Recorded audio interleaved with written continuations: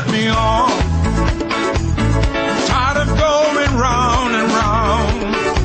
I played the game of love and loss. You stopped the world and let me off.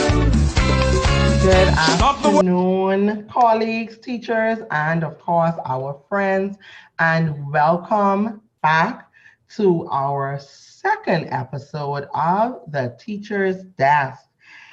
We are indeed going to have an enlightening and a very engaging episode this week as we venture into stopping the world because we want to get off.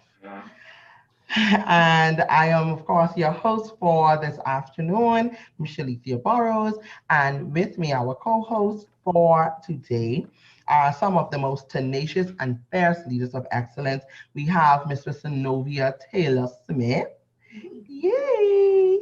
We have Miss Nakira Kalma. Hi. And Mrs. Latoya Smith-Burrows. My namesake, she earned that name. And today in studio with us, we have our esteemed guest. We're starting from Miss Tonya Hall, who graduated with a Bachelor's of Art degree from the University of the Bahamas in 2015. She started working as a school counselor. She's been counseling for the past 4 years. Currently, she's posted at Thelma Gibson Primary School. Ms. Hall is quite passionate about seeing her students succeed in all that they aspire to do, and she is with them every step of the way. Then we have Mrs. Donella Rowe Beckford, who is a God-fearing, fun-loving wife. She's an amazing mother of a beautiful daughter. She is very colorful in character, I must say. She loves the concerns. She loves and is very concerned for her children, who she calls her students, although she only has one child by birth. And I think that's all of us. She is a secondary school educator by degree and training. However, she has taught primary school for 7 years on Elbow Key off the beautiful island of Abaco. Mistress Beckford is now temporarily posted at the home of the Knights, C.R. Walker Senior High. Yes. Therefore, she is no stranger to change. Her number one goal for her students is for them to be better than they can see themselves being. Mistress Burrows, who else do we have with us in the studio today? Well, we do have Mr. Paul G. Knowles. Give us a wave, Mr. Knowles. It's so good to have you pull up a chair at the teacher's desk this afternoon. He is a 2012 graduate of the College of the Bahamas, now the University of the Bahamas, and he is also the recipient of the Alumni Society's Leadership Award and the overall award for the School of Education. So that is an amazing start in this noble profession. He was also deployed to the Abaco district and assigned to the Central Abaco Primary School. So we're all the CAPS people out there, all right? And during his 5 years tenure there, he grew as a professional and began to develop his passion for youth empowerment. In 2017, he was named Teacher of the Year at his school, and he went on to capture the district title and the award for most outstanding extracurricular involvement at the national level. So the excellence continues. Mr. Knowles is now serving in his 3rd year as principal teacher at the James A. Pinder Primary School. Mr. Knowles, it's great to have you. Thank you for sitting here at the teacher's desk.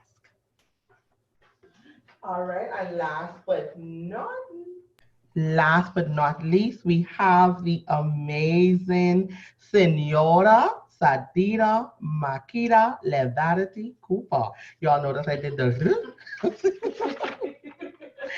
She holds a Bachelor of Education degree in foreign language, which is Spanish. She has been teaching for 13 beautiful and bountiful years. She was deemed the Teacher of the Year for 2017-2019 for Woodcock Primary School. She is a community service organizer. Namely, she was a 12-year member of a women's nonprofit international organization, which has the acronym JUGS International. It stands for Justice, Unity, Generosity, Service. She's the chapter president for 4 years. She's the current international recording secretary. She's an avid, and I mean avid, cultural fanatic. She is one of the best Junkanoo dancers that I know. She's involved in dance leadership, junior Junkanoo program for 11 years, senior junior Junkanoo for 25 plus years. She loves learning new things consistently and loves to travel. And she is what we call a social butterfly. So now we are going to hand this moment on. Welcome to all of you, our special guests, Senora Cooper, Mistress Beckford, Paul, Knowles, and of course, Tonya Hall. It is a pleasure to have you all with us today. And we're so excited to get jumping and popping into our discussion segment. But before we do, you know, we have to start off with our motivation. And so Miss Kama will start us off with our motivational moment. And I'm going to get her. Hello, everyone. Hello. And can you hear me? Okay, good. We're going to get started with our motivational moments. And we have these motivational moments to promote high morale and positive thinking. So our quote today says, "The most valuable resource that all teachers have is each other. Without collaboration, our growth is limited to our own perspectives." That's a powerful quote. So whether it's during this pandemic time or a time of loss or improving our craft, good times or celebration, one thing we know is that we need each other. If we act alone and we become a one-man band, we limit ourselves, and that kind of stumps our growth. So let's not fall in that category. Let's collaborate with each other. Let's share and network and build. And as you do this, and you don't fall in that category of someone being a one-man band, I want us to think of 3 C's. Character, and with having... Sorry about that.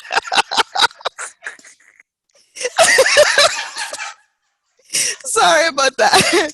So we want to focus on 3 C's, and those 3 C's will be character, having a growth mindset, knowing that we can improve on our craft, and that can be developed through hard work. We also want to look at communication, make sure that we communicate effectively and clearly, and we also want to collaborate, join forces so that we can improve ourselves and also in that process build others.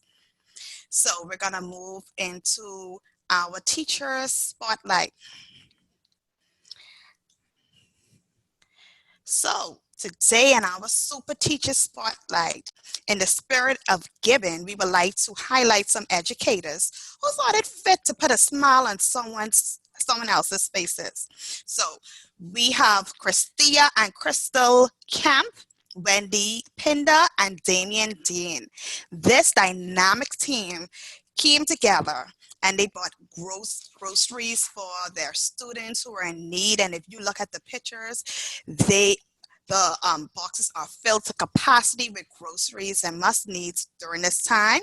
So we want to applaud them. And if you notice, we have silhouettes because even though we use their names, in the spirit of humility, they did not want to be seen. And I thought that was so wonderful, you know. So they thought it was fit to put a smile on those students' faces because we know that some of them are going through hard times and some of us are going through hard times. But one thing with putting a smile on someone else's face is that it helps to reduce stress. And we know during this time, anything that can reduce stress is most welcome. So we want to applaud again Christia Kemp, Wendy Pinder, and Damian Deans for their effort in doing that.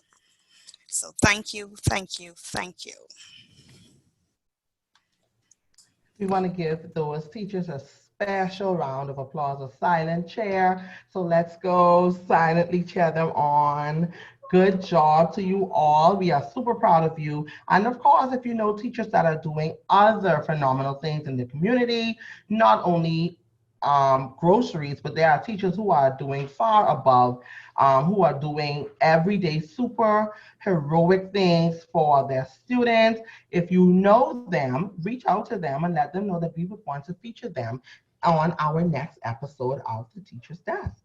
So now, before we jump into our segment once again, we're going to have a bit of a trivia. We are all educators and our brains have been on high alert, and it has definitely been in high demand. So we want to now, let's give a little trivia for the day. So Mrs. Taylor Smith is going to take us into our game show for this afternoon. A pleasant good afternoon, everyone. Put your fists up. It's time to play Who's Smarter Than a Sixth Grader? Well, I personally do not teach sixth grade, so I clearly ain't gonna win this one. But our first question is, what is the mean of the following numbers? We're on question 1. If you have the answer, you can put it up. You can, that's gonna be the answer. Okay, put it in the chat. What is the mean of the following numbers? You have 10, 74. Oh, but now you know my glasses. 73, 5, 6, 2, 2, 2, 60, and 6. What does it mean? Who is our winner? Panelists, feel free to chime in if you know the answer. Come on, who's smarter than a sixth grader? Oh, here we go. I'm using my calculator right now. Okay, Kathur Raming, 24. Congratulations, you got that correct. Kiss your brain, girl. Awesome. All right, for the next question, all right? If B is equal to 45, what is 6 times B? Let's go. Oh, Portia Grant. Wow. 270. Is she correct? Reveal the answer. Over. Is it? Oh, there it is. Awesome. Congratulations. Hey, who did answer already? Nah, Yolande. Yolande. Very good. Congratulations, Portia Grant. You have won a trip around the world virtually in the comfort of your home. Okay? And Yolande Cole, she has answered the third question, which is a producer? And she said a tree. Both of you lovely ladies, kiss your brain. You are absolutely correct. And of course, you are smarter than a sixth grader. Thank everyone for playing. That was so much fun. You know, everybody gets a trip around the world. A trip around the world for you, a trip around the world for you, a trip around the world for me. Yeah.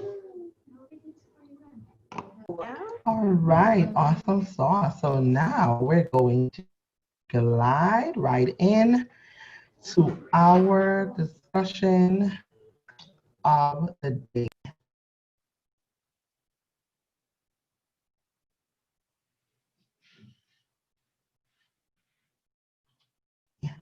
All right, so it seems that I may be freezing every, now and again. Internet, thank you. Yeah. So we're gonna jump straight into our discussion, and of course, our topic for today is stop the world and let me off. And I had our word of the day. Let me just screen this for everybody, because this is a word that we so often run into on a day-to-day basis, working with colleagues, working with educators, working with everybody, students, parents, community helpers, the partners and agents of education. And our word of the day is unadaptable. Unadaptable. So I want to give you a moment to think of that word. Think on that word. Let's all think of the meaning of unadaptable, what it means to us based on the environment that we would have been in from the beginning of our careers to where we currently are now and moving forward. Okay, let's think of unadaptable. So we have some comments coming in. Not able to change. Good. I like that one. All right. Panelists, you can chime in if you have a meaning that's coming to you out of your head. Ms. Gibson says she's on it. I think someone that's unadaptable is closed-minded. Okay, good. Closed-minded. Stuck in the old. Oh, that's powerful. Wow. That is powerful. Stuck in the old. Unwilling to change anything. Ooh. Unadaptable. Stale-mated. Wow, Miss Grant, that is profound. Stale-mated. Wow. Okay, so that brings us now to unwilling to adjust. I love that, Burroughs. Marilyn Burroughs says unwilling to adjust. And those are all, and I mean all on target of what we are here to discuss today. Before we get into that, I want to play a short clip for you all. If you have not already read the book of Dr. Seuss, The Zacks, please, I encourage you, get the book, read that story, and it will definitely change your life. It will change your perspective in education and personally in your personal lives. It will change the way that you move forward. The book is, of course, Dr. Seuss, The Zacks. So I'm going to read the story of the Zacks. One day, making tracks in the prairie of tracks came a north-going Zacks and a south-going Zacks. And we're going to try and do video in. Those are the two Zacks, north-going and south-going. And it happened that both of them came to a place where they bumped. There they stood, foot to foot, face to face. Look here now, the north-going Zack said. I say, you are blocking my path. You are right in my way. I'm a north-going Zack, and I always go north. Get out now and let me go forth. Big fight and being down. You know that. Big fight. Who's in whose way? Snapped the south-going Zacks. I always go south, making south-going tracks. So you're in my way, and I ask you to move and let me go south in my south-going groove. Then the north-going Zacks puffed his chest up with pride. I never, he said, take a step to one side, and I'll prove to you that I won't change my ways if I have to keep standing here 59 days. There we go. Haven't met those colleagues. We know them, right? We know those colleagues, right? Okay. We know those teachers. We know those parents that just can't accept that we need to move on. All right. And I'll prove to you, yelled the south-going Zacks, prairie of practice for 59 years. For I live by a rule that I learned as a boy back in south-going school. Never budge. That's my rule. Never budge in the least. Not an inch to the west, not an inch to the east. I'll stay here, not budging. I can and I will if it makes you and me and the whole world stand still. That's us. Are you picturing some people in your head now? I know, I did too. Well, of course, the world didn't stand still. In a couple of years, the new highway came through, and they built it right over those two stubborn Zacks and left them there, standing unbudged in their tracks. Y'all see them under the bridge, under the highway? Stop the world and let me off. And this was definitely the story that inspired today's topic for me. So my question then, what changes have you seen in education from you joined to now? From the time when you came in to now where you currently are, post-Dorian, almost post-COVID. We're going to open up the lines. And of course, we have to let our one gentleman speak first. So we're going to allow Knowles to have a go at that question for today. All right, good afternoon, everyone. First of all, let me just commend you guys at the Teacher's Desk for a phenomenal platform. Thank you for the invitation. And I just want to give a shout out to my Abaco people. I see quite a few persons in the chat. I would have sent some shout outs, so I'm glad to see you guys are here. As it relates to changes, like you said in my very short bio, I came in 2012. And I think the biggest change I have seen to date is the degree to which we are now incorporating technology in education. Definitely, coming out of COB, we were big on teachers using devices in their lessons, projectors, laptops, things of that sort, but we definitely see a whole lot more of the students using devices, whether they be iPads, tablets, laptops. And I think that has been excellent in that we now see where it's extremely beneficial post-Dorian, and on top of post-Dorian and Abacu's, since we have post-COVID now, where we're totally out of the classrooms. So that has been the biggest change I think I've observed, and definitely to our advantage. Okay, good. So technology definitely, and I'm seeing that in the chat as well, technology, the advancement of technology. Definitely when we came in, even on teaching practice, Ms. Rhodes and I would have done CP together, and the only thing we had was our little projector, and we rocked that as much as we could. Everything was basically hands-on, digging in the dirt, making, taking baby food jars, bringing up our science lesson the next morning. Now we have science on a computer. So definitely that is one thing that has definitely transformed over the years. I see in the chat that Ms. Higgs is talking about the parental involvement with technology, and I completely agree. I don't know if she means that it's going up because of technology. A teacher can kind of chat with you, so they are more involved, or it's going down. I know definitely, having started teaching in 1999, I think the parental involvement in terms of education has definitely changed. I remember when the teachers were the gods. When a teacher said something, that was it.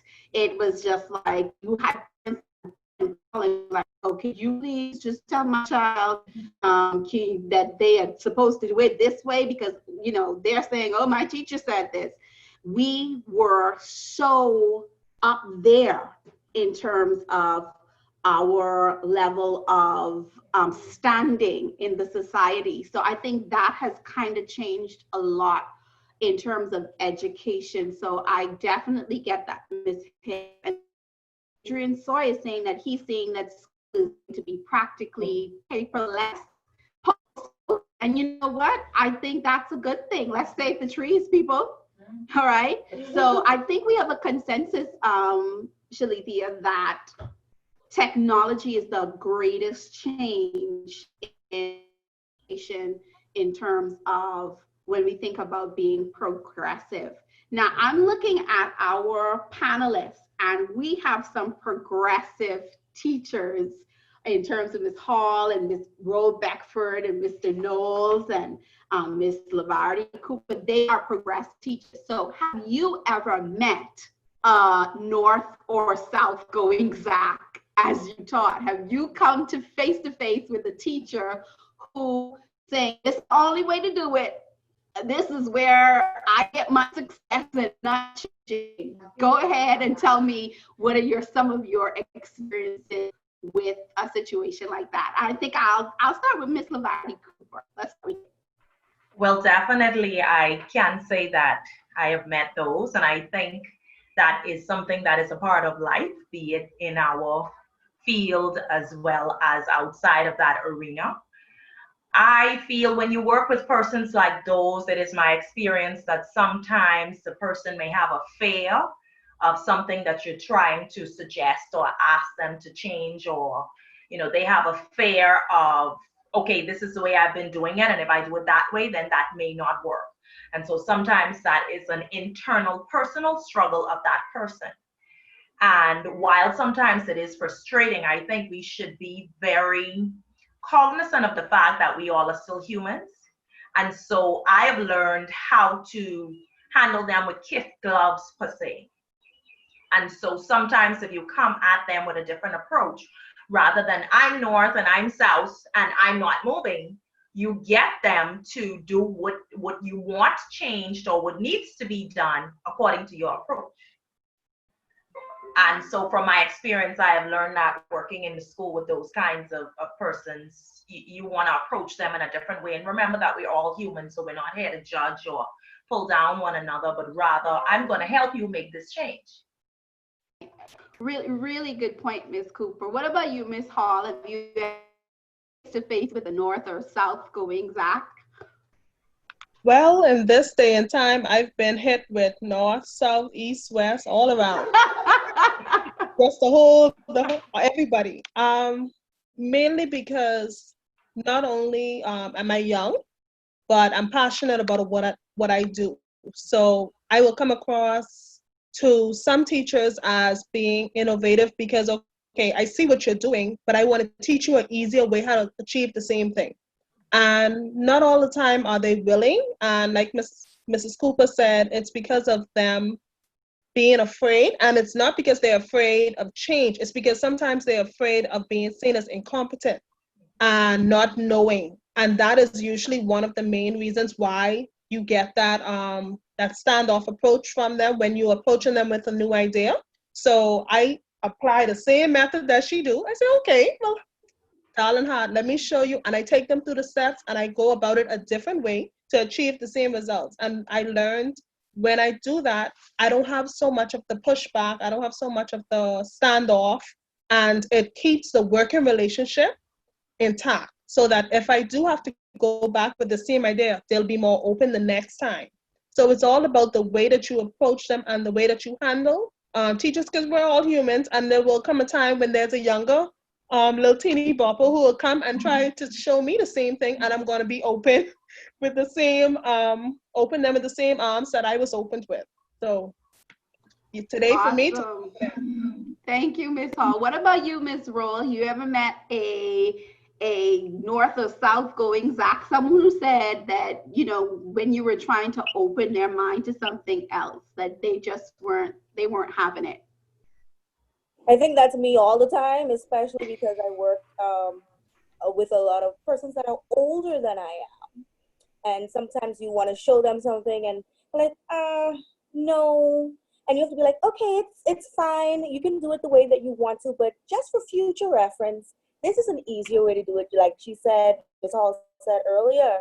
So like she said, keeping the relationship intact is the most important thing, because I want to collaborate and I want to work with especially persons who are older than me, because they would have the experience and the knowledge that I won't have.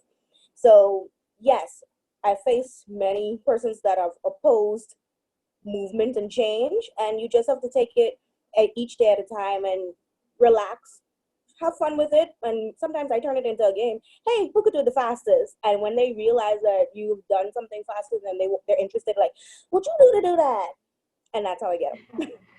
So you were using the strategy that you use with your kids on the other teachers. I'm practicing with my toddler on how to work with adults, because she's more like the teachers that I've worked with than an adult. I hope none of the teachers work with her that. But it's true. It's true. You have to help people sometimes face their fear, because their inability to adapt is from a place of, I'm scared that I can be seen as something that I'm not, in terms of incompetent, or I'm trying because there's this saying that we hear a lot: if it ain't broke, don't fix it. But that doesn't mean it's something. When you're trying to give a new strategy or new skill or a new way of doing something, it doesn't mean something is broken. It just may be more than one way to skin a cat. So you saw what I did there. I took two little colloquialisms and smashed them together. So it's important for us as educators to kind of embrace the fact that change is coming, and let's see how we can gently usher some people into adapting to the changing times. Opal? Yes, and speaking of change, we want to discuss a little bit about change and how we classify those changes. Now, I know that 3 out of the 4 of our guests have had some tremendous changes to adapt to, and they have done a phenomenal job in actually adapting to the change. Would have been displaced unwillingly in an environment that you didn't even ask to go in, but you went in and you just wrote. I remember when you were with us, and everybody was just so, it's all like we gelled, and it was good. We were ready to take over the world, and then it shifted. I know Ms. Beckford, who, and from the time that I've known, and she told me she was in a grade class, and I was like, oh, what? That education was very different. And I was like, okay. So here you have a high school trained teacher that was shipped to an island, placed in a multi-grade primary level. I think it was grades 4 and 5, right, Mrs. Beckwood? Grades 4 and 5, 3 and 4. And she was like, listen, I know you taught grade 3 before. What do I do with these little people? And I'm like, first of all, you are not supposed to be with those little people, because she was high school trained. And it was just so profound. So, Mrs. Beckford, we want to talk a little bit more about that. What was that like for you? And how do you classify that change? How do you adapt to that change? I think the first thing would have been mental shift. Being a high school trained teacher, our methods are different. Everything, just the children themselves, they are completely different. What you're expecting them to know, they don't know, because you've been working with high school children who would have had more experiences in life. So it's a mental shift, first of all. And it was extremely easy. Let me say this first. It was extremely easy shifting and changing because of persons like yourself, who would have helped me so much in the beginning. When I first went, I was like, Opal, what am I supposed to do? These children ask me questions. How do I do this and that for a 3rd grade child? Because 3rd and 4th grades, first of all, 3rd grade is a glass class. And so going in, not understanding fully what they're expecting me to do, not having any resources, because all of my resources, I popped up in them people place with my 7 to 12th grade resources. And they were like, no, boo, you can't use them. Them charts can't work. I was like, okay, cool. So it was a mental shift. Second of all, it was getting familiar with persons and their behaviors, their attitudes, and how to work with colleagues who I have never seen before. Because on top of being shipped off to an island, I didn't know anybody there. I was teaching this 3rd and 4th grade class. So couldn't get over that, but I got over it eventually. And working with everybody, I think mental change, then the physical came along with it. And then Right, shipped back to high school. yeah, and now you're back to high school. So Scooper, you can go ahead with that one, and then Paul. Before I share on my transition, I want to say that with this job, And us as teachers, we are the most creative, resilient persons on this planet. And I say that because we don't give ourselves credit for a lot of the characters that we would have developed through this journey of being teachers and educators. And so we are very privileged. We complain, we are stressed, but guess what? We get it done. We dig deep. We are extremely creative when needed to be. And so we do so much. Yeah. And I say that because from my transition from junior high school to the primary, the first thing I thought is, oh my God, how am I going to do this? God, please help me. And so you know what? I got it done. Stop the world and let me off. Stop this world. I got it done because the first thing when I start to get stressed as a teacher, and I have that teacher head on, and this is ahead of me, my plate is full, how am I going to do this? And so I list my strategies on coping, my strategies on how I intend to accomplish this goal that I have set in the front of me. And that goal was transition. And so the strategies were, okay, what resources do I have? What research can I read or look at? Which friend can I call to get opinions and expertise on? And we opened with that quote that spoke of, we have each other. Yeah. And so having each other is one of the most excellent tools in this craft of education. Yeah. And we see that especially during this time. And so I want to say that the transition for me was easy because I had the resources of people, the resources of research, creating a strategy list of how I'm going to accomplish the goal that I have set before me as a professional. And see, that's another thing, because we are, a lot of it is expected of us. And there are no questions. There are no, you can't do it, you must do it. And so with that being said, you want to make sure that you do your job, you do it to the best of your ability. And so you have no choice to sit and think about, if I should change, how am I going to change? Oh my God, this is impossible. I have to do it. Right. And that is so important. And I always tell you that you remind me of another teacher friend that I have. This is her right here, Mrs. Zenobia Taylor Smith. Because the first thing that they run and do when it seems like everything is on fire, they have to get a piece of paper. And I'm like, okay, but you know, strategizing and I know that Paul is like that, and you know, it gets. I'm one of those people. I'm gonna wing this. It's gonna get done, but I'm gonna wing this out. Okay, trust me, I'm gonna fly like an eagle off the top of somebody's roof. But I will not land on the ground. I know that I'm going to soar. I'm gonna fly. These wings can flap. Okay, but you know, the getting your headspace right looks different for everybody. Getting your mind ready for shift looks completely different on everybody. It definitely is something where you try to get your grip yourself together, catch yourself, and it's almost like you have to shake yourself mentally to say, this is what's happening, it is what it is. Okay, and I can remember when Paul got that letter to say he was going to Abaco and I was going to Cat Island, and we had to Google where these places were.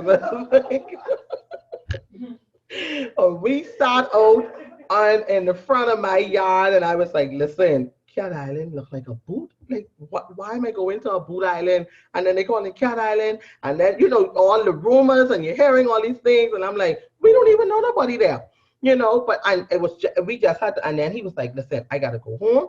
And I gotta try to strategize and see how this goes. And I was like, what are you going home to strategize? You don't know anybody in Abaco. You don't know anything about Abaco. What are you strategizing about Abaco for? You know, but that is what he did. So Nose, please give us a little snippet of your adventure, and I call it an adventure. It is an adventure, you guys. Trust me. Of your transition and your shift. Go ahead. Burroughs. I didn't make the bus not laughing like that, but I have to. I agree. I remember that day when we sat in your driveway.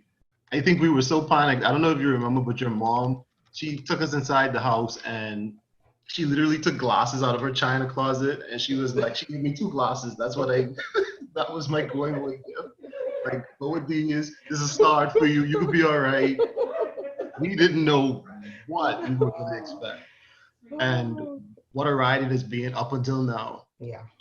Just I guess a summary. Let me help you to understand what my transition was like. I was at Central Africa Primary School. That's the largest government primary school outside of New Providence and Grand Bahama. Wow. Okay. At the time when I left, I was the sixth grade level coordinator. So I worked with a staff of about 5 teachers. And in grade 6, at one point, we had up to roughly about 135 to 150 kids just in 6th grade. So coming fresh out of COB, that was what I was used to. I mean, I was going to an island. I was expecting about 18 kids in the class, but yeah, CAPS was not your average primary school. And then I was sent to James A. Pinder Primary School on the same island. Wow. And so we are now going from one of the largest monograde primary schools to something called a multi-grade school, like Mrs. Bedford. Yes. And so I had quite a bit of meltdowns when I was trying to wrap my mind around how am I going to teach 5th grade and 6th grade and be the principal at the same time. So I see my colleague, Mrs. Higgs. She is the principal that I would have taken over from. So she can attest to this story. You know, I'm coming from a large school at CAPS, Alexia. Nicole, you can attest we had a secretary, well, secretaries, you know, full janitorial staff, we even had security officers. I got at the multi-grade school and I'm like, you know, this is the secretary's area, so where's the secretary? When does the secretary come in? It was like, well, grab a mirror because you'll be looking at him. There you go. Okay. We had 2, in my first year, we had 2 custodians, 2 janitors, and I had one resign. That was something that was planned prior to as she went into a business venture. And the other custodian, she would have passed 2 weeks before that resignation was to take effect. And so it was a situation where you was out of school waiting for a janitress to be hired. And guess what? School isn't going to close until that janitress is hired. You got to make it work. That's right. The world will not stop. It doesn't. And as much as we would want to just hit the pause button and say, okay, we're just going to wait on them to send us somebody, you can't. It doesn't happen. Even in Nassau, I know, Sonovia, I think you were on Andrus, right? Mangrove Key, darling. Mangrove Key. They were the elite. And listen, we're talking about not stop the world and let us off, right? We saw the perfect example in the story of the Lacks, where there was a road built, a bridge built, and nobody cared that there was these 2 men just standing there deciding, oh, you not moving, I'm not moving. I'm not moving until you move. In education, though, what are the effects of a person being at standstill and the world is still spinning? What's the effects of that? What are the effects for the teacher? What are the effects for the students? So let's talk about that. I know we only have a couple of minutes, but what does that look like when, as a teacher, you're at a standstill and the world is just wrapping up around you, but you still have bodies in front of you that you're supposed to be educating? Who wants to take a stab at that? Donella. Okay, so I've had a case in a private school that I worked at. I actually worked at private before I moved to government. So anyway, the teacher there was literally stuck in photocopying from this book. She was adamant that the only way to get things done was to photocopy from this book. When I clearly showed her an app to use for, getting resources for the same subject area. The students completely lost the papers every time. They lose the papers every single time she photocopied them papers for them. And then she's frustrated because the students are losing the papers. So that's a prime example of, if you have it on the app, you will constantly have that information. That information is not going anywhere unless the network crashes. But she refused to move with the times and the flow of the tide. The tide was moving, and she was gonna get sucked out any which way.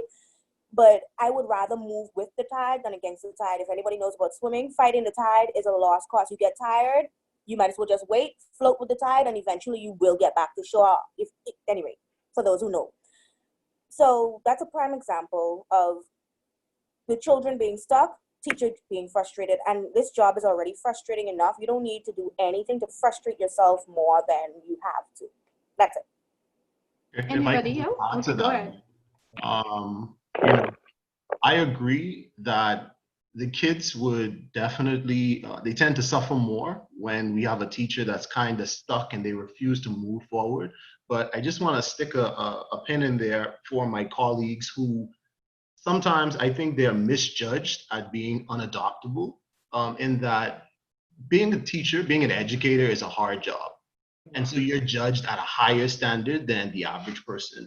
And so if it comes across that you are incompetent in the least bit, I mean, you have admin coming down on you, you have parents coming down on you, you have students looking like, why are you even trying to use this projector and you don't know how to turn this thing on? And so I think we need to work on how we introduce and, I guess, bring our colleagues up to speed on certain things before we just expect them to be proficient at it. Nobody wants to be that teacher that, looks like, oh, they're trying to do what everybody else is doing, but don't know what they're doing. So maybe we can put a little bit more into training. I know we're big on the more veteran teachers mentoring the younger teachers, but maybe that can actually be a two-way something, because the younger persons are now coming out of the universities with a whole lot of expertise. They're good with the technology. So maybe we can help our veteran colleagues who would have not maybe been exposed to this stuff when they were trained or through the various professional development. So, they don't have to go in there and we be trying to show them something that appears simple to us, but they're struggling with it in front of everyone.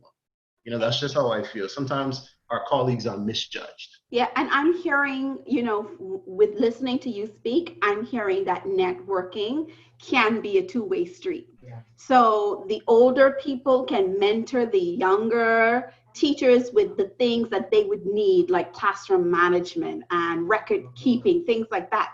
And the younger ones can mentor the older veteran teachers in terms of new adaptive technologies, new ways to do some of the old things that we've been doing for long, and now there are apps and technology tools that have come along to help us. So I'm so happy that we have, in a roundabout way, we've discovered that we really can't stop the world and get off. We just got to keep on going. We got to keep chugging along. We got to keep pushing. We got to keep adapting, because it's going to happen. And I think Yolande put that in the chat. She said that especially this right here, this COVID-19 is forcing teachers to take bold steps in a direction that they may not have wanted to venture in. And the ladies right here at the virtual school, we have heard so many teachers that have called in, texted and emailed and said, listen, I ain't never going back.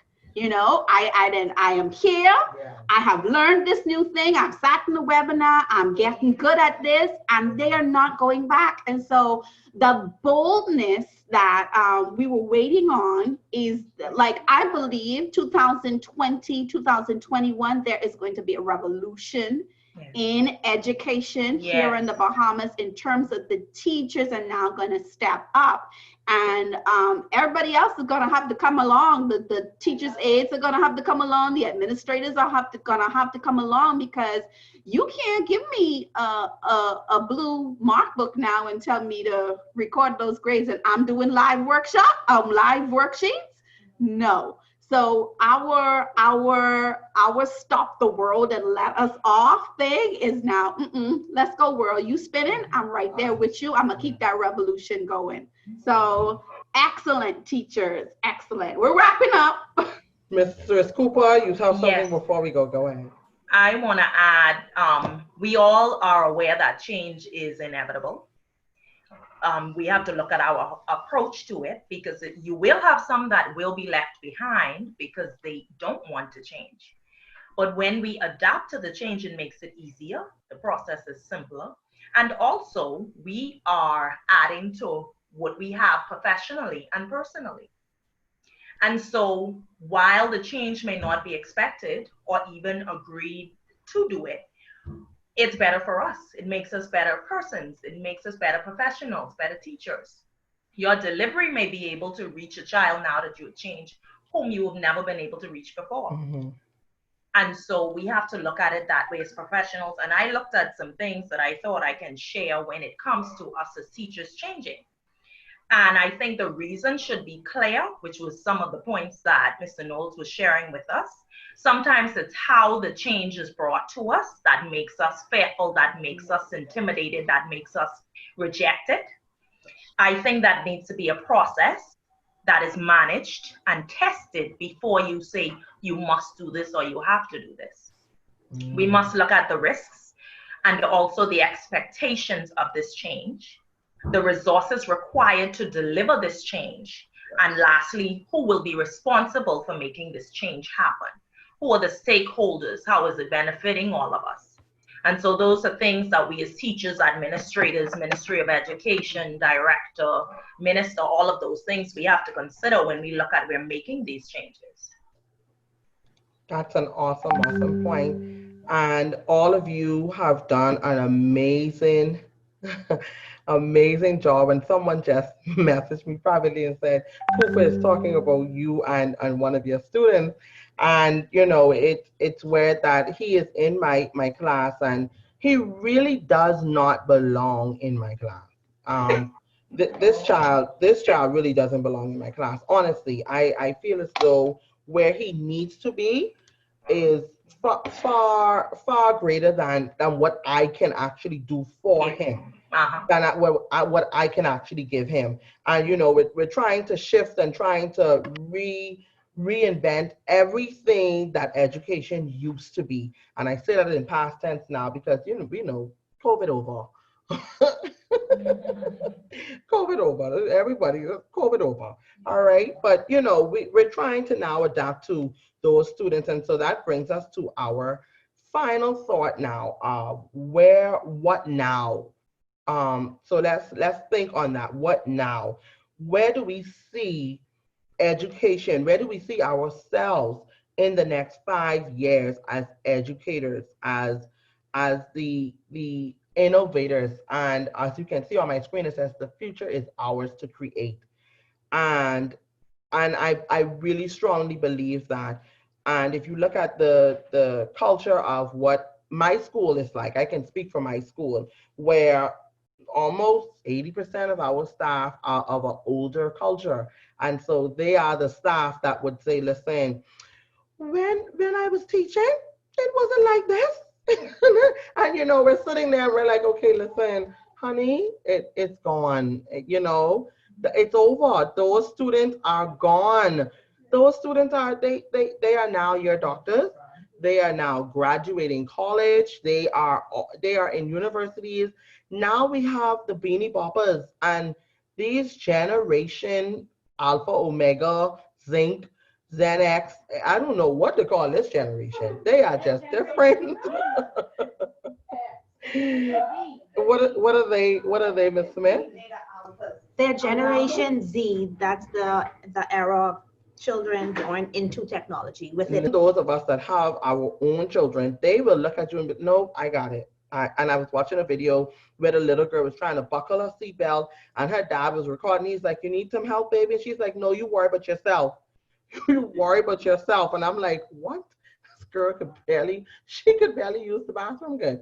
She's telling her dad to worry about himself. And I'm sitting there like, this is who we have in the front of us. And so now moving forward, what do we see? And from a counselor's perspective, I know that looks completely different for you, because you guys go even more in depth, or even just as in depth as the classroom teacher, because the things that you all have to go in, listen, y'all be in those people's homes and all this stuff. Bless your heart. I don't know who decided that counselors were needed, but I bless that mind that said, listen, we need someone separate and apart from the teacher to take on all of this. So Ms. Hall, let me hear from you. What do you think the future will look like now, post-COVID? You know, we were just getting over Dorian. Everybody was just trying to breathe. We were literally just trying to take that last inhale to exhale. And you ever got caught mid yawn? You know how that feels when you go to yawn and it just cuts. That is what COVID felt like. That is what COVID felt like. We were yawning, like, okay, we could go to bed, and boom, Yolanda, you start to cough. Yes, like, it just sucks the life out of you, you know. And now we have COVID, and so what now? What happens now? What do you think happens now? We're going to hear from all of our panelists, and that will be the end of our show. But let's hear from you first, Ms. Hall, and then any one of the panelists can jump in. So Ms. Tanya Hall, guidance counselor. Whew. Wow, that was a whole nutshell. But what I see education doing right now is exactly what you're doing, and that is putting technology first. So me as a counselor right now, the way that I have been reaching my students, I've been using Zoom. So I've been having weekly meetings with each grade that I have that I'm assigned to, having meetings called Grab a Snack, Let's Chat. Now, I could have easily have said, I'm not doing it. I'll just reach them through the phone, just call them, send them a text. But I didn't want to do that. I needed to see my students' face. I needed them to know that you can still come to me, you can still see me, you can almost reach out and touch me if you touch the screen. So the way forward is, I would say we need to really use this technology for more than just right now, because every year we have a disruption in our school year. Every year for September, between September and October, we have a disruption with hurricane. So right about now, one of the first things that we need to do is make sure that we know how to flow this right into the new school year, because if this is going to interrupt, if we're going to be interrupted every school year, I can't take another break like this. This 11 weeks was no. I can't do it again. So in order to not do that, I need to make sure that when we start up again, these things are already in place. The schools, teachers know who their students are beforehand. You already have that database set. You already have that information in. So even if we're out, I could send that information out there. I can make sure that you're still getting access to it, even though we're not face to face, so that there's not a lag in between your development in any way.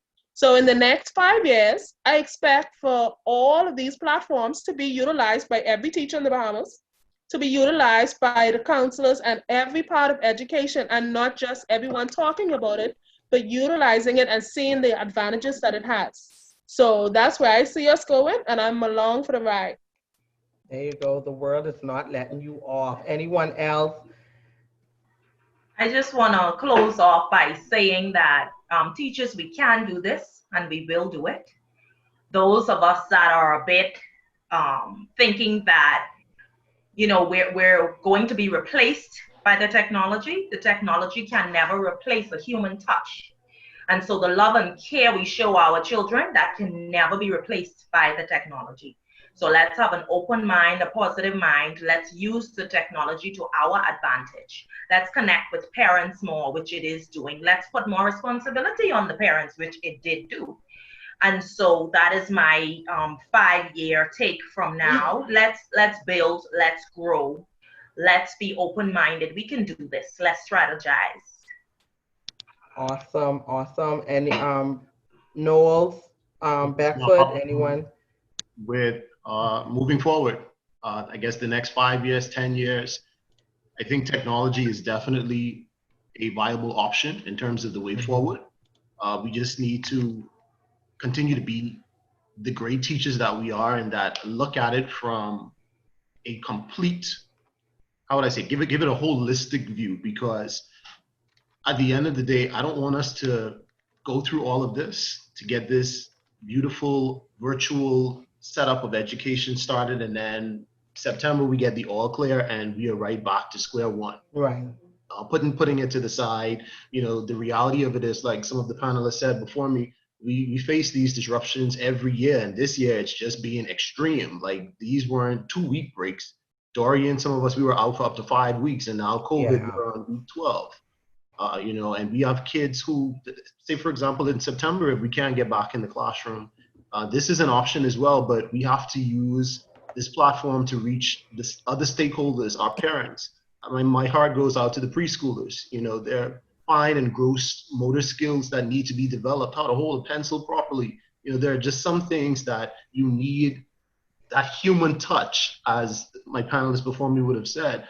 And sometimes the reality of it is, we got to help our parents. We got to teach our parents how it is that they're going to help the kids along the way. So in summary, technology definitely is the way forward, but we still have a long way to go.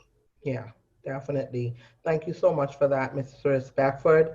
Yeah, I've always been an advocate for networking.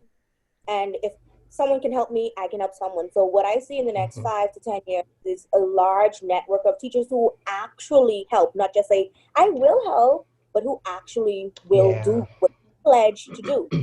So that's my hope for the future. And also, plug for Hopetown Primary. It's always been network with Hopetown Primary School in Abaco. Technology has always been booming and going throughout Hopetown School. So when the disruption with Dorian came, it was an easy transition to get our kids, because we already had email addresses. We already had these things. So I think being progressive, is that the word? Yes. Proactive, that's the word, proactive. Right. Okay. So being proactive for them has helped. So I think going forward, we as a network of teachers need to be proactive. Put this list together, man. Y'all, who's an expert in this? Who's an expert in that? Get it. If you need some help from something, boo, come get it from me, eh? I have the lesson plans. That's how I think we should look at it. Not, let me hold on to my little app. Let me hold on to my network. Let me hold on. No, open up your network. Open up your circle. We like to have small circles. But this teaching profession, I think our circle needs to be large, because we have strength numbers, and like everyone said, the human touch. It's nothing, someone explaining something to you, not having to fiddle around all the time. Someone could say, hey, this is how we do it. We can get that information to our children more effectively and quicker. That's just simple fact. Our children are desperate for it, because my 2-year-old now on Seesaw, she's on all kind of other apps, ABC Mouse, and she's working with a teacher in Hopetown from Seesaw, and she's not even of the ages yet, but you see what that's going to lead to. It's going to lead to her being proactive and when she gets to the classroom, she knows, okay, my teacher is going to expect this from me. So we can reach out to parents, like Mr. Knowles said. If we can reach out to those parents and say, hey, this is what we need you to do, and they actually do it, I think everything in 5 to 10 years, networking and building will be nothing like we have ever seen before. And our chat is weighing in too, because they're saying, change is a good thing. It's what we need in order to grow. And I have here Miss Christina Williams. She's saying, we need to take the teachers from where they are, just as we would do with the students, and get them moving together. So teachers that are really good at technology, teachers that are good at classroom management, teachers that are just great. We need to use them, network together, build together. And then two, Miss Yolanda is saying that in the next 5 years, she wants to see that we have a proper student management system along with a learning management system. So in 5 years, that's what some of our elite teachers in the chat are suggesting that we do more networking, that we embrace the technology and get a student management system, a learning management system together, as well as let's use this experience. Ms. Portia Grant, I see you. Use this experience that we're going through right now as a learning experience. And I think that piggybacks off what Mr. Knowles is saying. When we come out of this COVID-19, we're better, we're more improved, we're stronger, and we're not easily breakable. So we are going to work as a team, Ms. Mary Roll, together. Everyone achieves more. Yes, that is very powerful. And we are definitely going to think on these things. We have, I have a quote that says, competition makes us faster, but collaboration makes us better. And that is so powerful. That is definitely something that we need to work on more, is that network. And everybody knows that they are good at something, they are the best at something. But what happens when I now make you and you just as good or even better than I am in this same area? I mean, it's almost impossible for there to be failure. But like Miss Beckford would have alluded to, we try to hold on so tightly to what we deem as ours. Think on where you fit in as a teacher. Where do you fit in as a teacher? Are you progressive? Are you static? And so wherever you find yourself today, think on, strategize, and set out a floor plan or an end goal of where you want to be.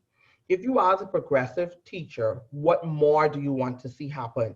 And think on ways that this can be achieved, okay? And if you are a static teacher, then let's work out a floor plan of who do you need on your team to help boost up what it is that you need to happen for your classroom so that you can climb. And so that is the end of our second episode of the Teacher's Desk. I am so elated. I mean, this is something that came out of a dream, and now to see it, birth it and living and breathing, it's just, it almost takes me for a loop. And for giving me. Thank you for coming out. And listen, she put it in the chat. Subscribe to the Teacher's Desk.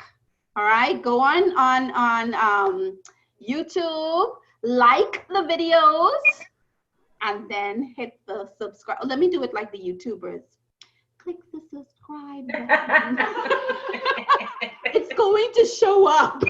So please go ahead, click the notification bell. You all see those YouTubers, but please subscribe to the Teacher's Desk so that we know, and then send us your comments, because we want to know what you want to talk about, because we don't want to be the pie in the sky. We want to keep it real.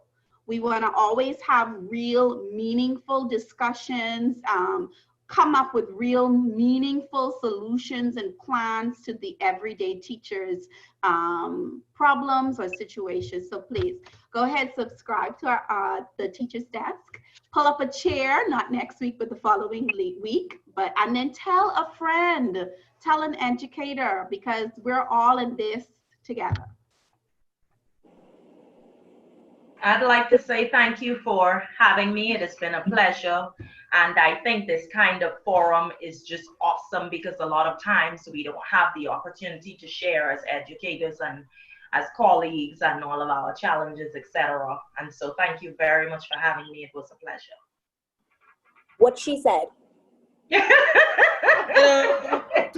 Ditto. Thank you, guys. Thank you all. It was a pleasure. Good afternoon, and see you all next time for another episode of the Teacher's Desk. Give your brains a kiss. Kiss your brains. Please, Novi, teach us. What is it? You do this. Okay, so as we leave here and you go about your separate ways, remember to be safe. And this was very enlightening because you never know with this type of discussion who you're reaching out there. I mean, look at the chat, it's lighting up. You don't know who you're inspiring, whose lives you're changing, who is sleeping and you just woke up with just this simple conversation. So again, thank you to our panelists. And as we leave, I want everyone to kiss their brains. Mwah! Goodbye. See you all next time. Bye.